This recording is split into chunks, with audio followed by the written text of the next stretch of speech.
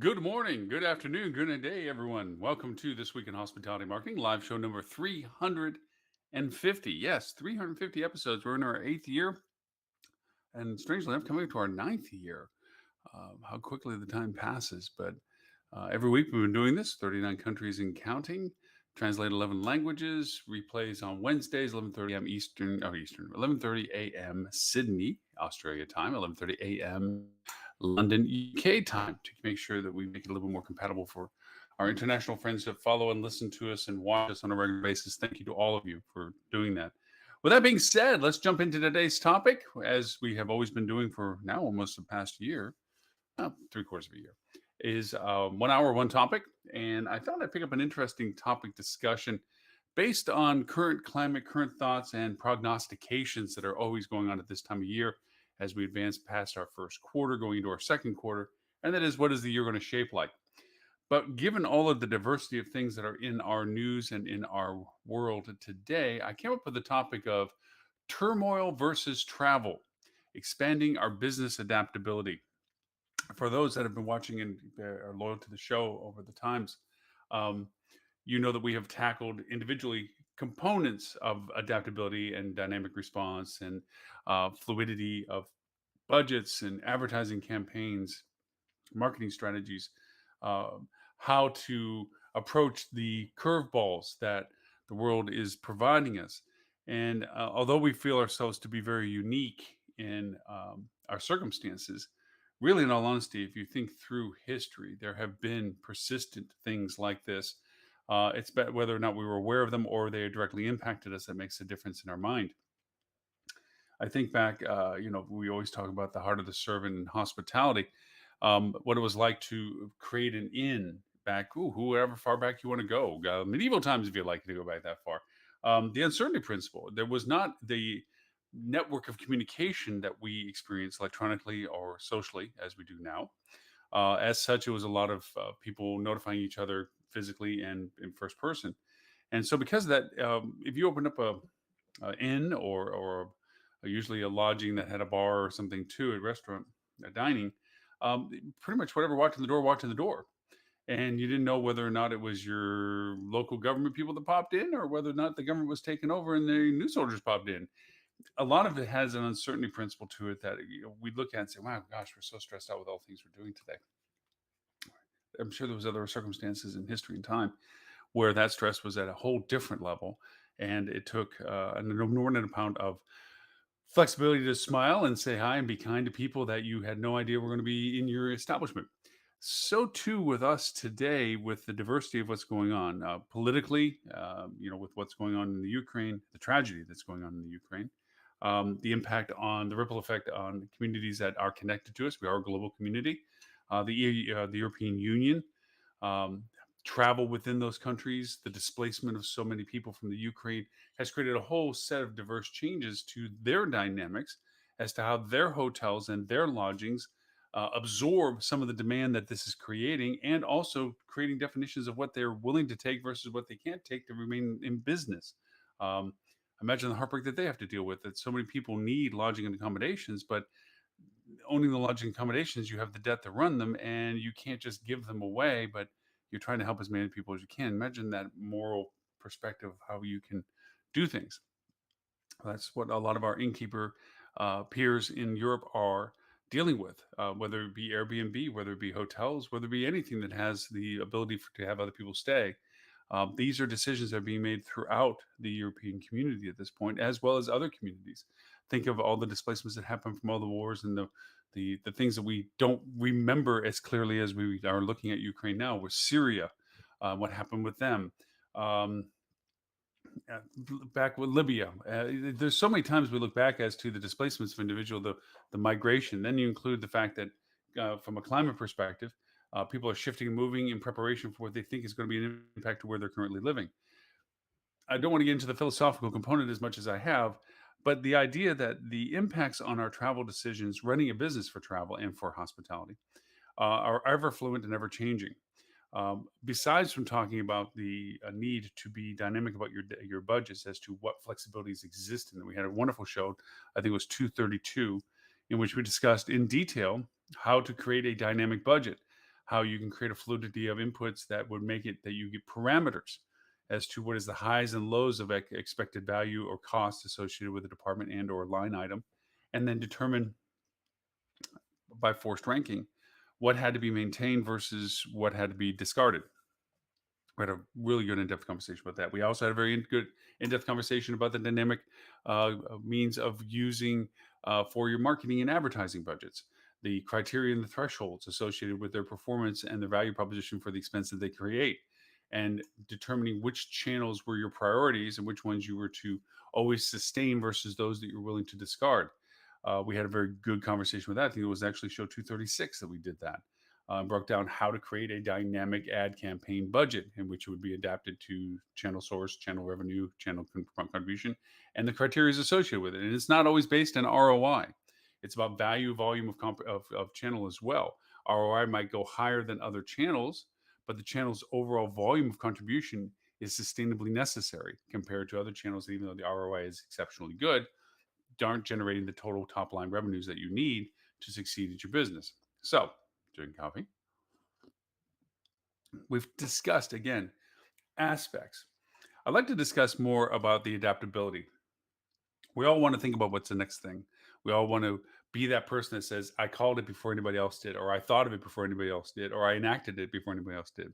The reality of it is that sometimes for businesses, being the first isn't always the best. And we have many examples of that. We actually have businesses that we can look to that base their model of how they approach new capabilities, new technologies, and new methods very much in a repetitive pattern. Hilton, as an example of brand, tends to be very innovative and cut edge when it comes to trying something.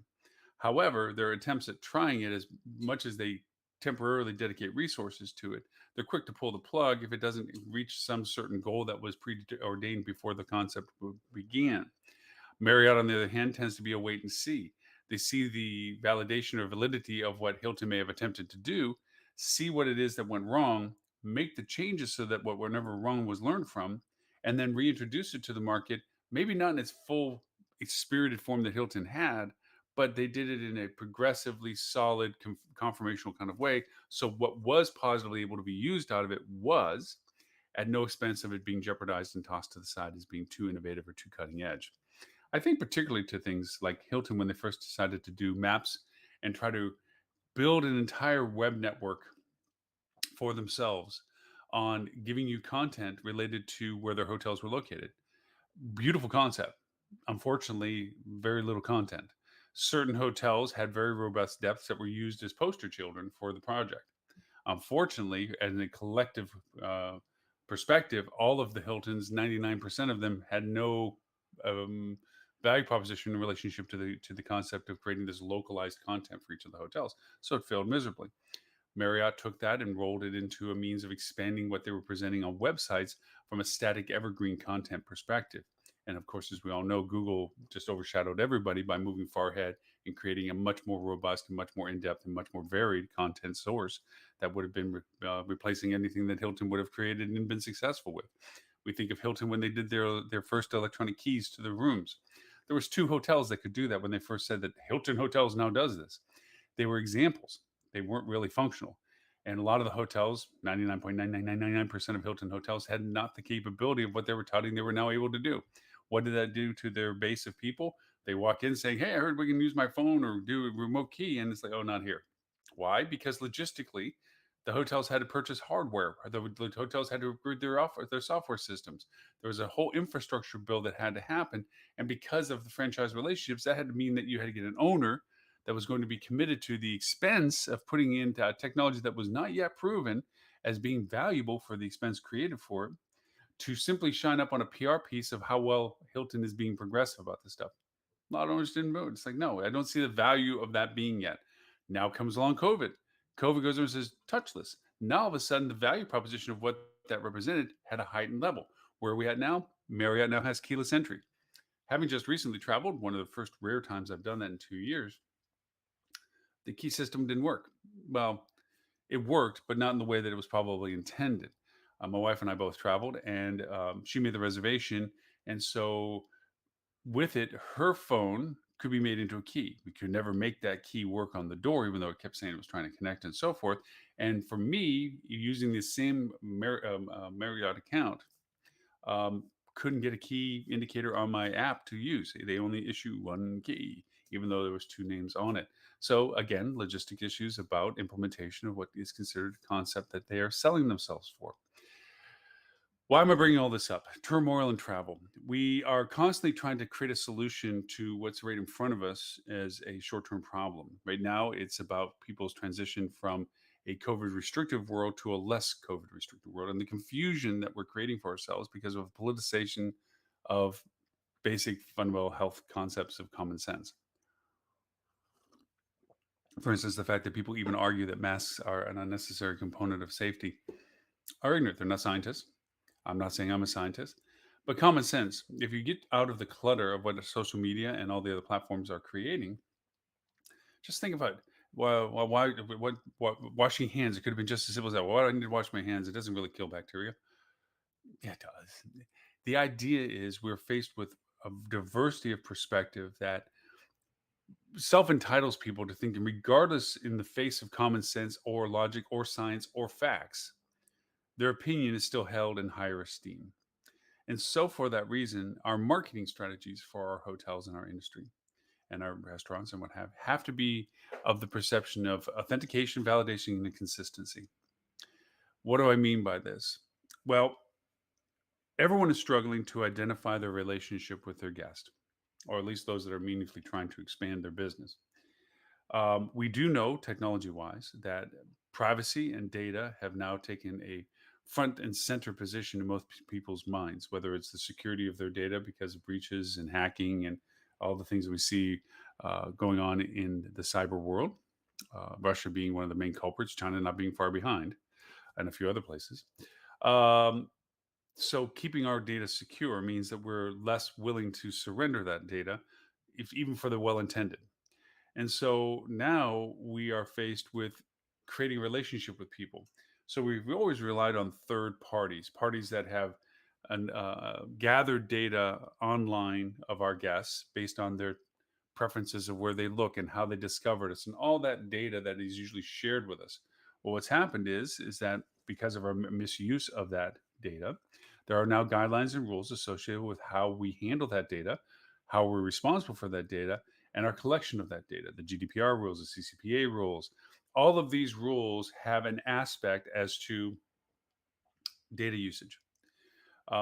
We, I, being of an age, think back to when phone books were a method of advertising, when door to door was a method of advertising, when billboards on the side of the road have had a different value to them, when there was a book called The Hotel Guide that literally meant that if you were not in that book, you were not known to exist. People could be driving by, oh, look, there's a hotel there.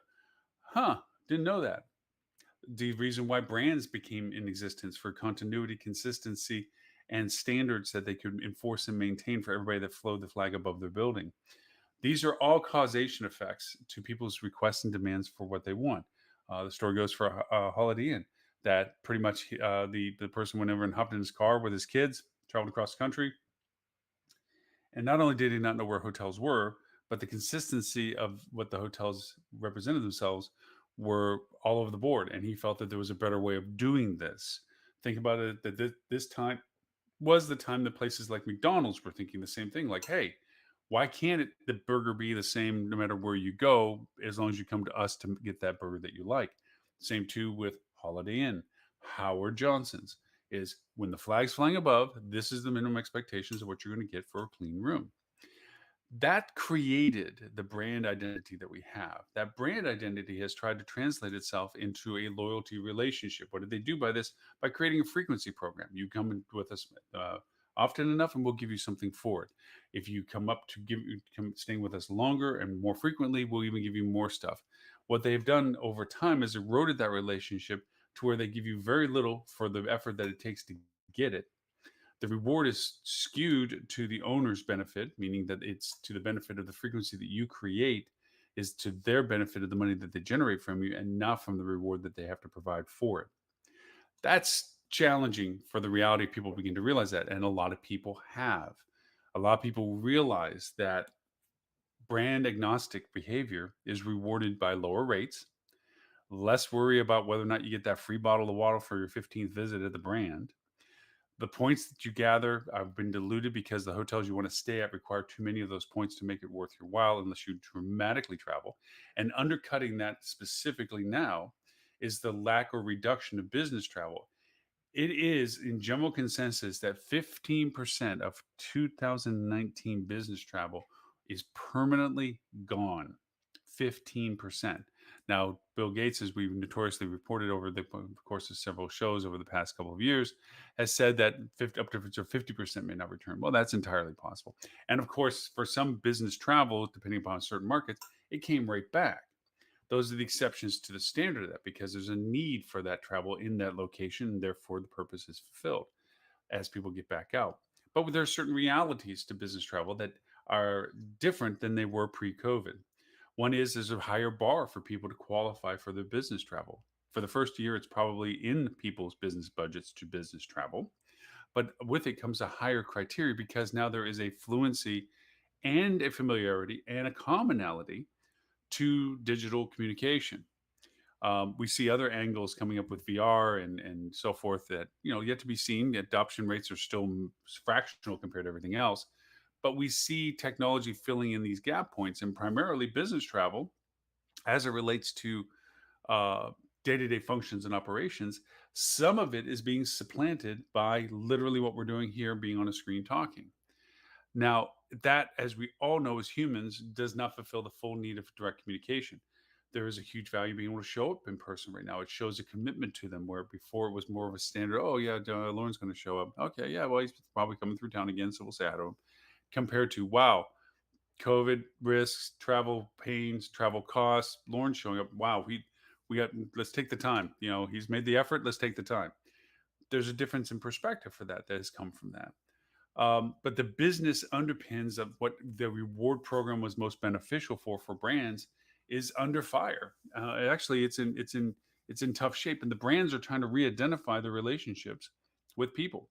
And part of that is because third-party data collection, meaning those that share data from things that they keep track of, and you pay the ability to get that data, is going away because people's security concerns is I don't want everybody to know where I am and doing what I am online and seeing what I'm seeing because not that I'm doing anything that would be nefarious.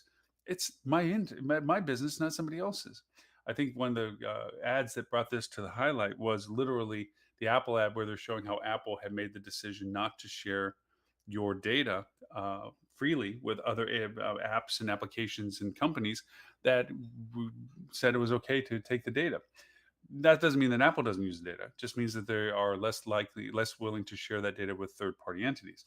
There are changes going on where Google backed off from this, but the browsers that we use to get on the internet were all, Safari has changed what they've done and how they cookie and allow cookies, which is the main method of tracking people's traffic and activity online. Um, and Google was supposed to follow the same. Well, Google backed off on that because it probably an analysis looked at how much business they would lose from advertisers who couldn't use the data that they were gathering based on the Chrome platform. So Google extended it a little bit, like a yearish, indefinitely, whatever.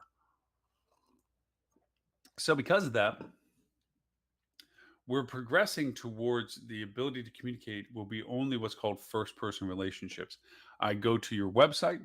You know what I do on your website. You know what I see on your website. You know what I interact on my website, but you didn't know where from what website I came from to get to yours. You don't truly know necessarily the source other than the device I might be on and the browser that I'm using, but you don't know what my traffic history is prior to getting to you. And you don't know what my traffic history is after leaving you. That slice of time perspective of advertising is going to be a large wake up call for a lot of advertisers who have had the gravy of knowing where you came from and where you went to. So, how do I influence your string of data that I have on you rather than the slice of time that you touched my website? Google is fulfilling that by the fact that they're redefining their analytics.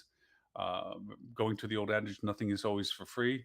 Google Analytics that have been free puts them in a prime position to be first person collections of data. But now, instead of sharing that data openly with you, they're saying their new platform is you're not smart enough to know how to interpret the data, so we're going to interpret for you. You just have to ask us questions about the data. That's literally what it's going to. We have deadlines July 1st of next year for regular Google Analytics, and then we have October 1st deadline for those that are spending a really large amount of sum for Google 360. Just like before, where Google took away our keyword usage, saying that that wasn't the primary need to determine how to get in front of guests, and then gave us some replacement attribution strings, which said this is the progression of what people did to make a transaction with you. Google now is stepping it up and saying, we're not going to give you raw data. We're going to give you interpretation of the data that we're collecting. And we're going to give you the options of asking what questions we're willing to give you answers for. That's where it's going. So, why do I bring all of this up? Turmoil and travel. Because all these things are influencing your future planned aspects of what you have to do to keep relationships with your future and current guests. Okay. To generate the business that you're, the income, the top line revenue that your business has to have to run. Now, you can turn yourself into a commodity and just give your entire inventory to OTAs and turn yourself into a commodity and give yourself over to Google and just wait for people to bring business to you. There's hotels that do that. Do not recommend that because you're at their whim. Ask anybody that has been blacklisted off of Facebook how much fun it is to have all of their business dedicated on a platform that they don't run and control, and then have that door slammed on them and have no recourse to reattach themselves to the guests and the people that followed them and engaged with them on that platform. You're seeing a lot of internalization is what I'm bringing in. A lot of businesses are beginning to redefine their relationship with their guests on a one-to-one level. Let's knock down some of the arguments of where this wasn't viable or considered worthy of attention or costs up to this point. Prior to COVID, brand was a brand recognition, and literally we know that Marriott bought Starwood not because of the hotels they possessed, that was a secondary value, as it was the relationships they had with their rewards program. That database of people was the gold mine that they spent so much money on to integrate into theirs, because that brought together a huge audience to their huge audience and allowed them to communicate and sell more hotels because of those relationships. Think too that at the time that rewards programs at that time existed because there was a tremendous amount of business travel. People were going and gathering points in their relationship with a brand, so that when they did their leisure vacations and travel, they could supplant some of the hard costs with these points they accumulated in their business costs. Um, Credit cards, reward system for points. Use their card, gather points. Those points are transferable or transitional to purchasing and acquiring things based on relationships that the cardholder had with other businesses. American Express and Home Depot. Cash your points in to get a Home Depot card. Use the money on the Home Depot card to go over and buy something. Everybody wins. Home Depot has a client that I guess now that they understand better because they have a direct relationship of a gift card. And American Express went over and solidified their relationship with Home Depot and you for giving you the values to both. Those things existed. Independent hotels, small businesses, the idea of doing an app when people weren't going to use you frequently enough to warrant the app's real estate cost, metaphorically, on your phone. That was an inhibitor. Browser-based apps were created to satisfy those concerns. Use it while you need it, drop it when you don't. Gift cards, point reward systems were aggregated entities that said, okay, this hotel and that ice cream shop are in the same rewards program that we've created, these perks program. So even though you may have bought enough ice creams to get enough points that you could use it towards your hotel bill, okay, the value is the hotel gets the access to clients that are in the system, and so does the ice cream shop. And they share the cost factor associated with the reward system that they're participating in. It kept down costs. It made a sense of saying, well, we can't be our own reward system, so let's join a larger one to show enhanced value with us. A lot of soft brands like Preferred are based on that premise. It's like, look, we're an affiliation of hotels. Through that affiliation, you have value between them. I've often clients that have a diverse portfolio to create their own value relationship for their hotels outside of whether they're branded or independent, but their own fact that they represent several properties and collaborate some value proposition that all the properties can benefit from. These are all aspects of travel value propositions to this. Um, what also has happened now, different than everything we just described, is that they don't work as well anymore. All of them don't. There's a dilution of point reward systems with brands because of a lack of travel. Um, they postponed the usual time decay of your relationship where points get lost for lack of redemption or something because of the pandemic's travel restriction process. Those hurdles have been taken off. They now say you don't use them, you lose them again.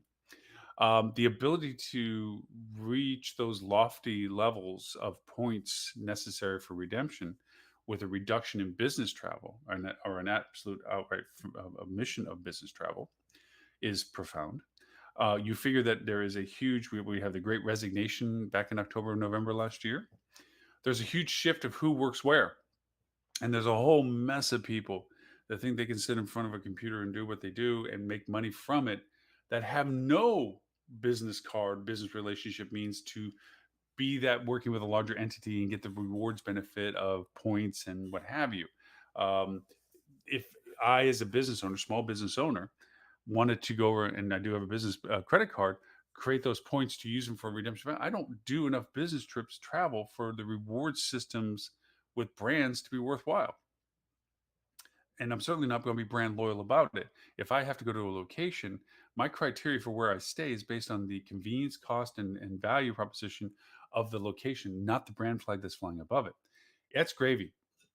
Since everyone is already a member of all brands anyway, once I finally decide where it is I want to stay, I'm going to take out the loyalty card that I have associated with that brand, if it's indeed a brand, and I'm going to go over and use it.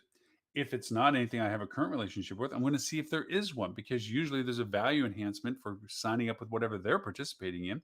Since I'm already planning on staying with them anyway, why not get an intrinsic value for doing such? This is how society is approaching the things that we're trying to do to create and solicit business to our establishments. There has to be more innovative ways. There has to be ways to take this tumultuous change and transition in priorities. I already think that the brands are going to have to reevaluate their point structure as to redemption capabilities based on the fact that the feeding of that machine has changed dynamically. That being said, they've cut their nose off to spite their face. They have lost and taken out and furloughed so many people in their operation for so long that a lot of them are unwilling to come back. And those that do come back may not be the instrumental value proposition that they were or had part of before. And so there's a whole redefining of these brands, which is optimistically good, because I wasn't a big fan of what they had been currently doing. If they learn from what they've been doing, likelihood is they're looking to reestablish what they were doing. So not too sure about how that's going to work. But there are some ways that things are being done differently. Um, in a broad brush way, high altitude, kind of Tim Peter-esque altitude of view of this, we reveled in our ability to now do what we needed others to do with us. And let me explain that a little bit. Back before the internet had the value proposition that it has now, to travel was to become educated. To get educated, there was certainly certain resources that you could go to. Believe it or not, the library was your strongest one. Finding and looking at books that people have written that had that journey that you're thinking about taking or that you're interested in taking. Um, Gathering information as to how to reach out to the organizations that represented the area that you're interested in going to. TDC, CBBs, Chamber of Commerce's, things like that. Okay. Finding an address and a phone number or whatever, and sending a snail mail to them requesting additional information. Getting rate cards, for those that are familiar with, as to the seasonality rates of a hotel, because rates weren't dynamic daily, and they certainly weren't. It was like, these are our rates for January, these are our rates for April, May, whatever. Rate cards. And talking to friends, peer influence prior to social was a big deal. Hey, the neighbors across the street just came back from XYZ. Let's see what they did. Did they enjoy it? Because we know them and we kind of like the same stuff, or we at least want to hear what they say. And if they say good stuff about it, let's go look at what they did. And they can bring, obviously they're going to be first person experience. They're going to share what they experienced, which is why historically you saw a repetitive travel pattern from certain areas of the country to certain areas of the other country. Florida is a perfect example. East coast of Florida was east coast of the United States, the seaboard. West coast of Florida, mainly the Midwest. Kind of what happened. And from Canada, they went to Hollywood, Florida, and everybody has their pattern because once you're familiar with a location and you enjoyed it, the idea of going back to it was a pleasant one, vacation. And of course, while you're there, you're making arrangements for the next time you come back, so it's already pre-planned. And it makes it a lot easier. You don't have to go through this process of describing without going to a library and gathering information and waiting for them to mail it to you and going through the whole process of that and first person talking to people and so forth. The next best thing, depending upon the level of travel you're doing, was to go to a travel agency. Now, travel agencies back at the time that I'm considering, you had your travel agency for usually international travel and cruises, which could be international as well, but the exotic vacation was usually travel agent inspired. The domestic travel was usually related to AAA, your AAA triptychs, which were maps that laid out where you were coming from to where you were going. And on it, it showed you the roads you needed to take. There was a series of maps they handed you in packs and sections, so you could fold them and look at them as where you were. And it indicated all the AAA approved gas stations, hotels, and everything. Which, from a hotelier or a restaurant perspective, that's what you wanted to sign up for. You paid AAA to be on those maps, so that when people are saying, "Well, we're going to," oh well, hey, look, there's a restaurant right about there. We can get gas then, grab a bite to eat. That'll be about lunchtime. We go over there. That's the world that travel existed in. Travel agencies back then, when it came to international travel, were the people that knew the ins and the outs and the wheres and the bouts. Like, okay, once you land at the airport, customs is going to be to your right hand side, but that's where everybody's going to go to. You need to go to the US Customs border booth, which is straight ahead down the hall, look to the right. That kind of intimate knowledge, a travel agent was what gave you. They gave you contact information, means of knowing the details, called ahead of you to ensure that things were as planned, that the scheduling of things were as scheduled, the hotel was prepared as planned. Those things were done with the collaboration of a travel agent. Then all of a sudden the internet took up, and you had all these resources. Hotels were putting up websites, restaurants were putting up websites. OTAs came into existence because of a fulfilling need after 9/11. All of a sudden, the travel agent was literally, they considered it a dying breed. Oh, if we have travel agents in 5 years from now, it'll be a handful of specializations, and that's about it. And they almost got their wish. Travel agents went and get culled down to a fraction of what they once were, but they still existed. Then, as people got fatigued with this self capability of, well, I took the information that was given to me, I booked what I was going, but it was nothing what I thought it was. Then there was a truth that came through that we realized that hotels gave you fake pictures, and that the pictures that they sold you on weren't the real pictures that they existed in. And the room that you booked got bumped because the hotel could. And there was nobody to have recourse. The person that you're dealing at the front desk doesn't care. They told you that there's no room, go down the road. There's a hotel on your left. Good luck.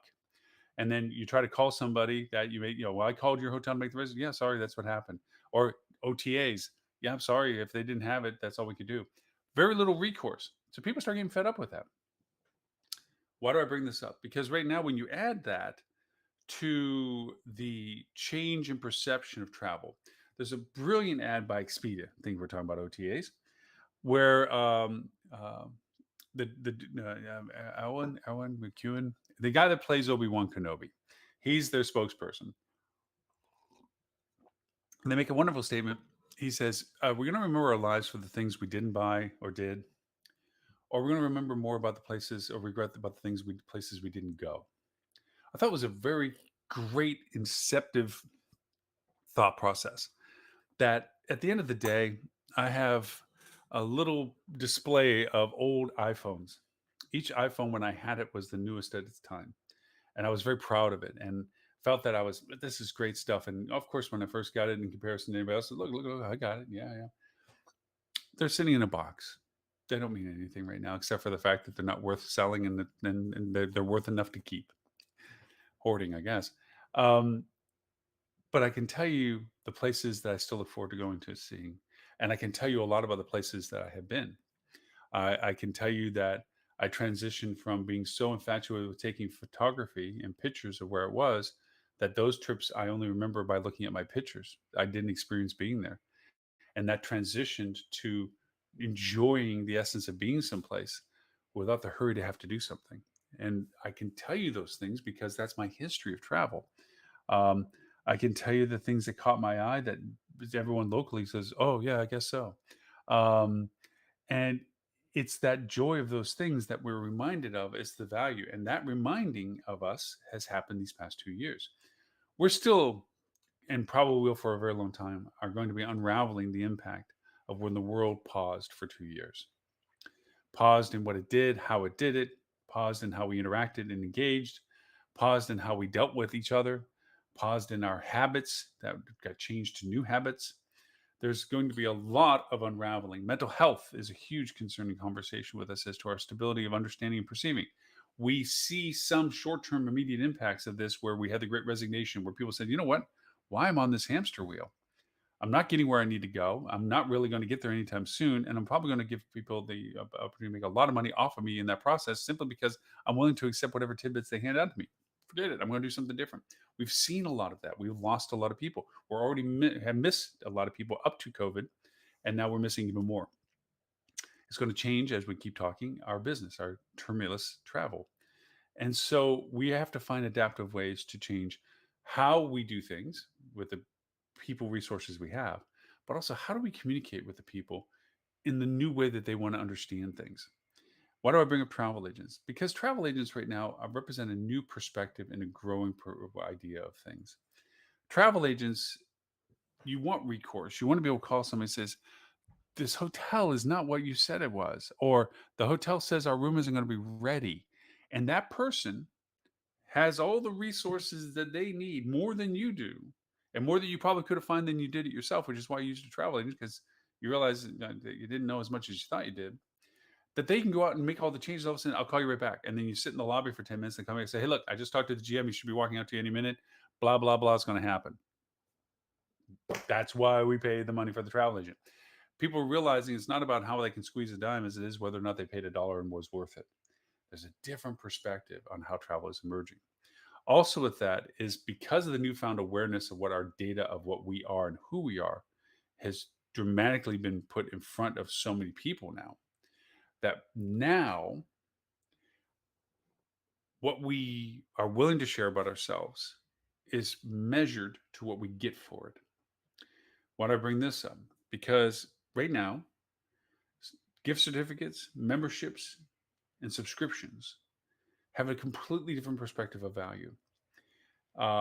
Think of it in the ways of I had some dear friends that I used to be with for many, many years, and they used to make fun of me because I said QR codes, as old and as dead technology walking as you think it is, are not dead and gone. And I was basing it on the fact that at the time I was traveling quite regularly to China. And I was amazed at the usage of QR codes everywhere. QR codes on commercials on TV, QR codes on everything. Why? Because it made it convenient for the multiplicity of languages and dialects. Because the computer keyboard and a Chinese computer, I can't read. I don't have English letters on them. By the same token, an English keyboard for a Chinese fluent person is not functional either. But a QR code allows me to pull it over to my phone, look at it, select the language that is my native language, and from that point, the content is in an understandable way for me. QR codes did that. A sign I can't read when held up with the QR code now told me what the sign was. Obviously there's other technologies like Google goggles and so forth that you hold it up and it changes to Google Translate, which I think is amazing. You know, language on a sign, hold the camera up and look through the screen, and it translates the sign into your language. I think is just absolutely amazing. Um, the idea that that is helpful is where we are. The idea that our relationship, a valued relationship, can exist because if I'm willing to share data with you, you're telling me what I'm going to get for it.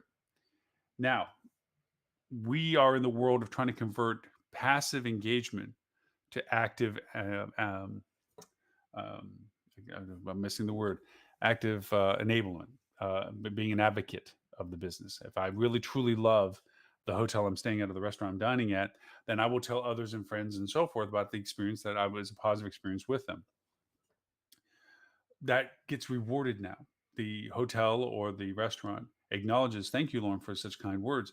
Please, at your next visit, allow us to take $10 off this or $5 off this or free drink of this.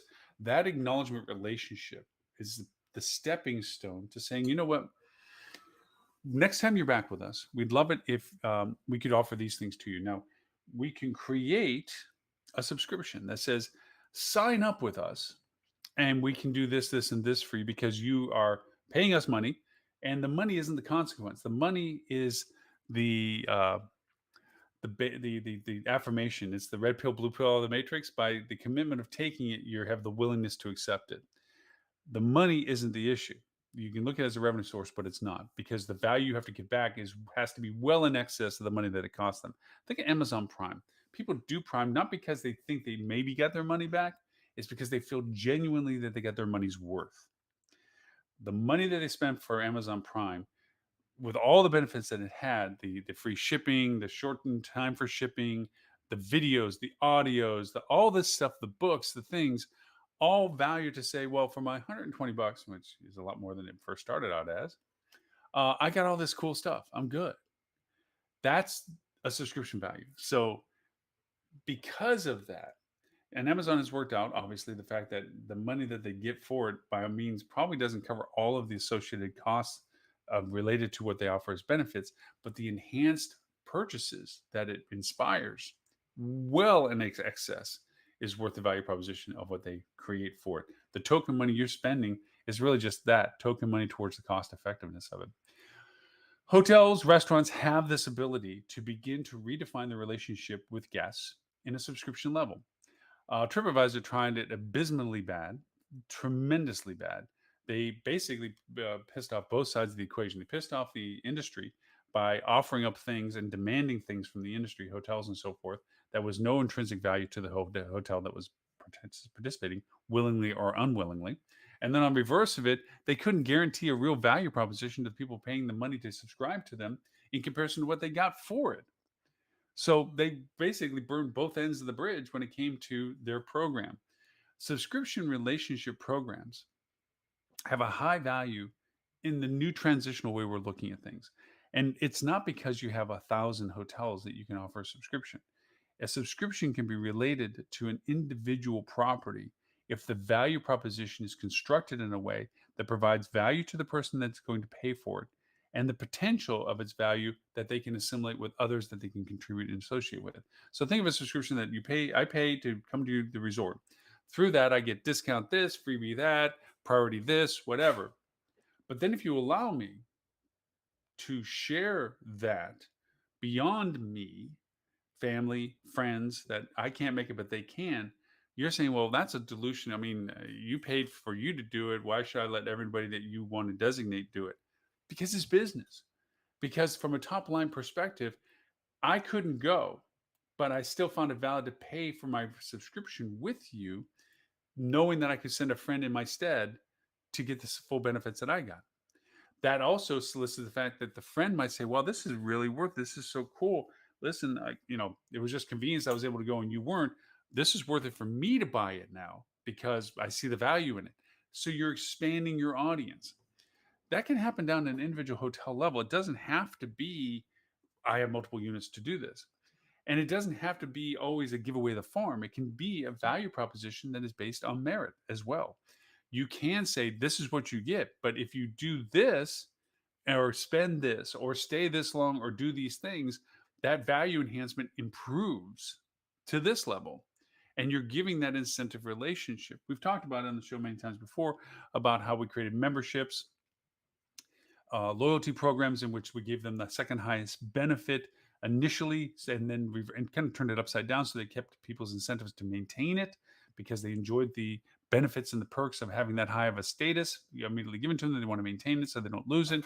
On and on. We can't and don't know how long a frequency of a guest is with us. The lifetime value of the guest, the frequency over a period of 1 year or not, the amount of money they spend 1 year or not. The idea of it is that we have to create a database of guests. We know that to retain a guest is 1/25th what it is to take and get a new one. So the value enhancement of subscriptions and memberships and things, albeit more of a cost factor, is still a fractional cost factor compared to the acquisition of a new guest. So keeping in mind with that, when it comes to terminal and travel, embrace the fact that there is an uncertainty principle that is in people's travel plans right now. It's changed 180 degrees in 60 days. Prior to the idiocy of Russia going into the Ukraine and the tragedy that it's created, there was a huge anticipation of international travel when the COVID mass mandates, travel restrictions, gateway issues were going to expire about now, as we're seeing. That has changed because the uncertainty principle that is created out of the horror that's happening in the Ukraine onto the marketing impacts of Europe. Inflation has changed that dynamic. The value proposition of currency has changed. Based on our last week's discussion, show 349 about crypto's validation potential, um, where the uncertainty principle of currencies and fluctuations of governments, their governments and authentication of the currency, hence the fluctuations in values and so forth. Crypto addresses some of that. Is it really truly there now, or is it still yet to come? Um, so there's issues about those kind of things, concerns, turmoil is about it. You have change in domestic travel. Gas prices are a huge component now of people's travel plan. And because of limited resources or finances or monies, the amount of gas to travel either will dictate the distance that they travel or the duration of their travel. Either way, that's a negative potential impact for those that were on the fringe of their travel interests and a boon for those that are in closer proximity to their travel interests.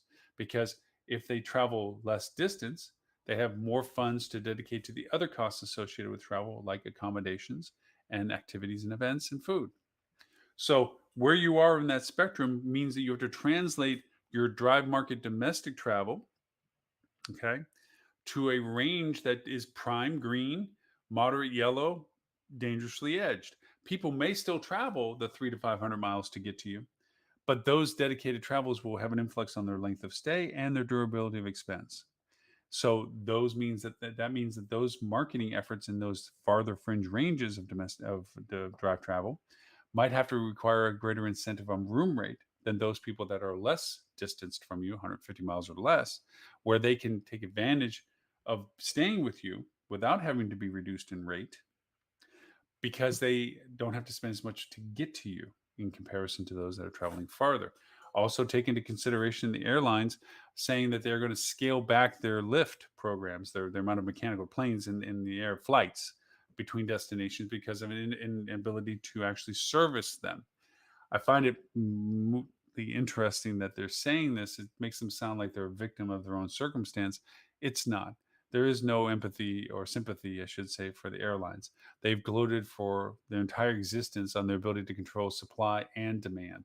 They can determine how much of the product is represented in destination just as much as they can generate the usage of that amount of supply that they create for that. So I have no sympathy for them when it comes to the we have to scale back our flight plans because that's a monetization model of fewer means more expensive. If I have less carrier going between point A and point B, I could charge more for every seat that does it because more people, the higher number of people are still trying to get there than I'm providing supply for. So I'm not shedding a tear when it comes to their perspective on that, but it does have an impact on your travel plans when it comes to marketing and budget because your airlift, your inbound traffic to your destination or to your market is going to be influenced by those people from the logistics we just mentioned. If they have to spend that much more, which they will be, on flights, they have that much less to spend towards the other things associated with their travel. The only blanket that ever never worked to per se was business travel. Business travel absorbed the cost because of the larger ability to sustain the cost as an organization. Well, as we discussed earlier, the threshold of travel has increased, as well as the scrutiny of what's spent to do it. Their turn also is for business travel with the cost of travel as it is, makes it even harder for the ability for people to get that business travel, which adds an additional burden to a lot of the aspects. Right now, we're in a bit of a honeymoon period. Let's be clear about current events. As conferences are happening right now, the novelty of getting back in front of people and engaging with people in one on one conversations supersedes the financial impact of doing so. It's a, oh my gosh, thank God we're back to this. Let's get doing this. I'll show up at the restaurant revival conference in Spokane, whatever, just to get in front of people again, to be around people again. So there is an artificial insurgence bubble right now of conferences, conference attendance, the ability to get people in front and be in person. What I find ignorant of a lot of conferences and associations is that they're blind eyeing their ability that there's a huge amount of audience that can't physically travel to them that they're ignoring by creating the prestige of we're only going to be live. If you're not here, you missed it. As an incentive to get people to go there. Callously blind to the idea that a lot of people financially still can't make that decision, but would find it very valuable to participate in the conference you've created and potentially generate revenue for you in their participation at the scale that they can. So the idea that, oh my goodness, if you're not there, we're not going to, there's no recordings of this. We're not reselling this. It's not a hybrid of this. It's not a remote of this. Is not being it's being tone deaf to the reality of what's needed for conferences right now. But right now we have this insurgent where it's validating these people going, well, see, look, we got record attendance. Everyone's back here. We don't need to put this stuff on screens anymore. They're going to show up or not show up at all. Great, live the dream now, because in a near future that's not going to be the case, because you have a tug of war on which side is first, the chicken or the egg. Is the sponsors and the booths and the vendors going to drive the audience, or is the audience going to drive the vendors? Because both statements are true. Vendors don't want to commit the very large financial dedication of opening up a booth at a conference. They have to pay to be there. They have to pay for everything about it, exorbitant prices to be there.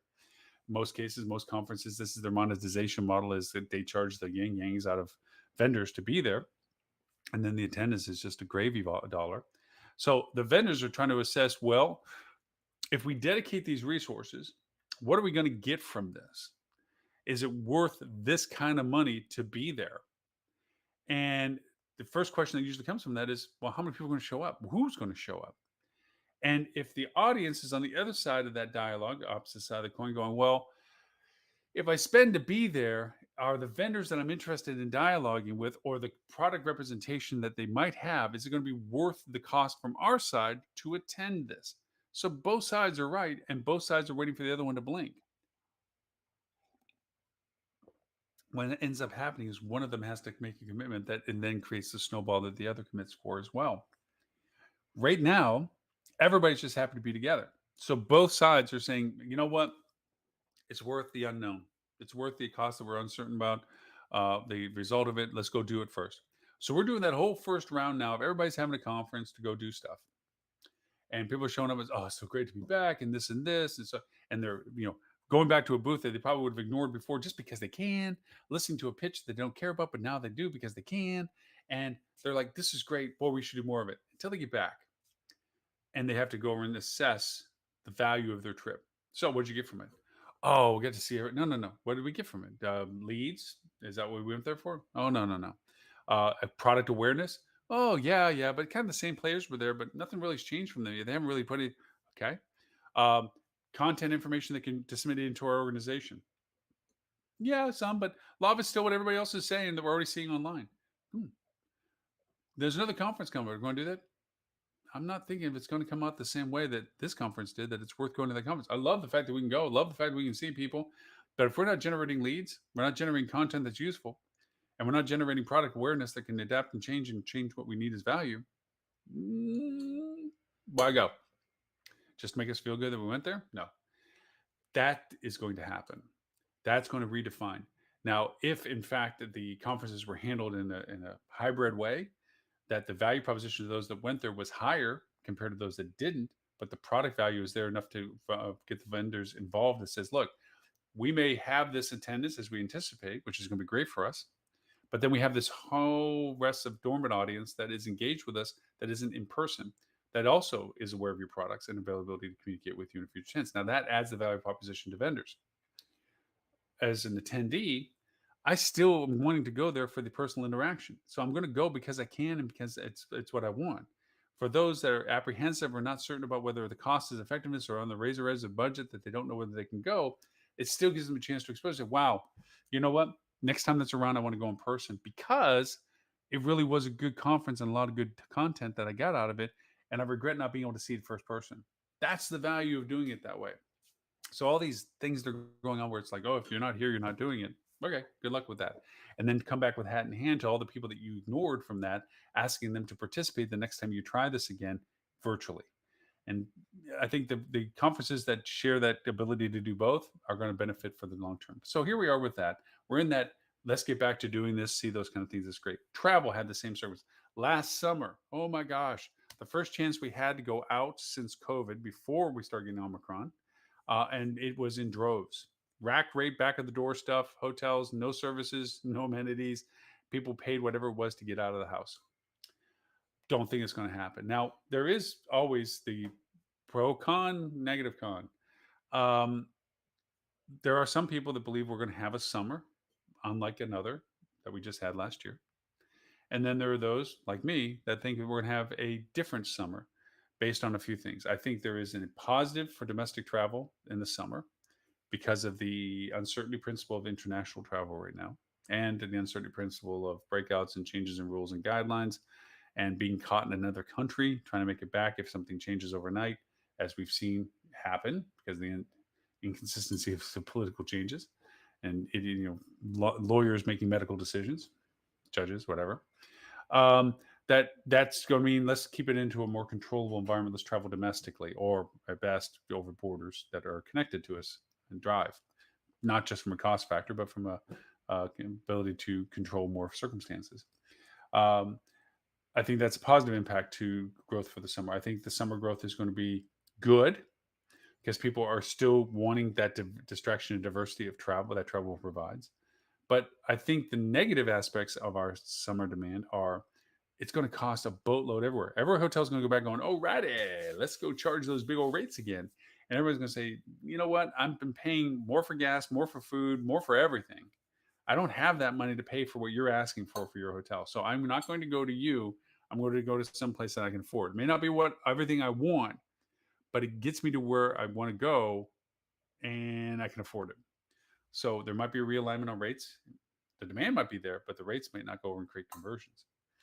And then the other is, I think that from a negative point of view, is um, depending upon this muddled mess of politics and polarity and idiocy on the side of and then there's extremes in both. So I'm not trying to draw a political satire into this, but there is both on both circumstances. I think all of this is going to create a. I don't want to keep staying in my shell at home, but I think I'm probably going to do these little one tank things. Let's just go someplace, not too far, something a little different. Just do something different. And let's not go to the places that are expensive. Let's go to places that aren't. We've already seen the RV community blow up and be something that it has never been for since the first time the road trips were taken in trailers, and it was a big deal to have an RV and an RV park and go camping and everything else. And we're talking decades ago. We've seen that people are looking for different, but safe different. So I think the summer is going to have a mix. I think places that are well known of being able to get to, like the Myrtle Beaches of the world and so forth, they're going to do good. They're going to do really good, actually, I think. They're going to have the people to show up. There's going to be a consistent demand. It's easy to get to from a variety of feeder markets. And it's going to be a great distraction diversion. It will be expensive for those that go there, but it's more affordable compared to some of the larger options that they're not going to exercise on. I think those are the things that are going to happen with summer.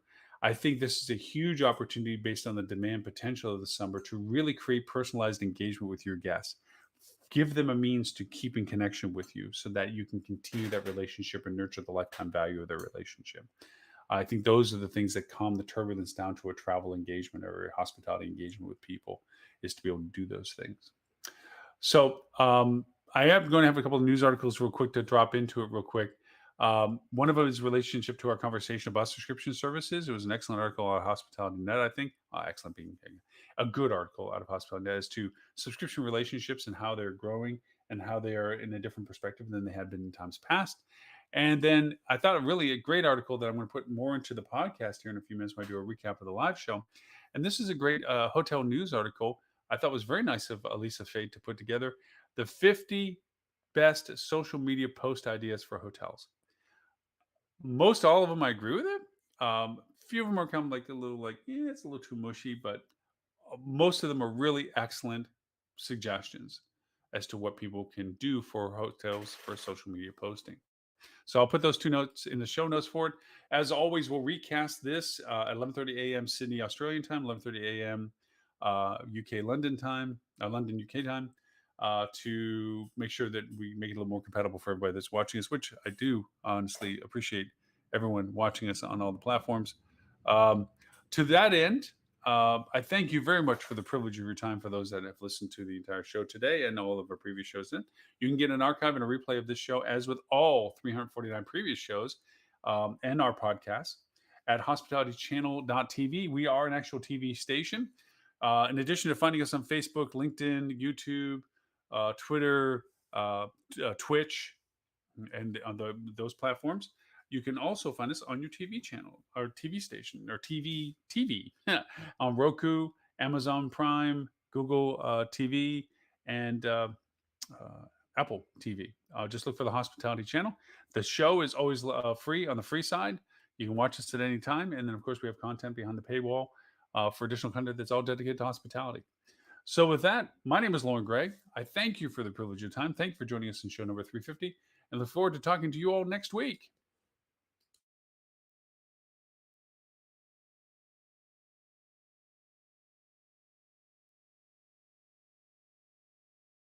I wonder why this happened. This doesn't seem to be a fair way to treat a customer. And I'm just a piano player. I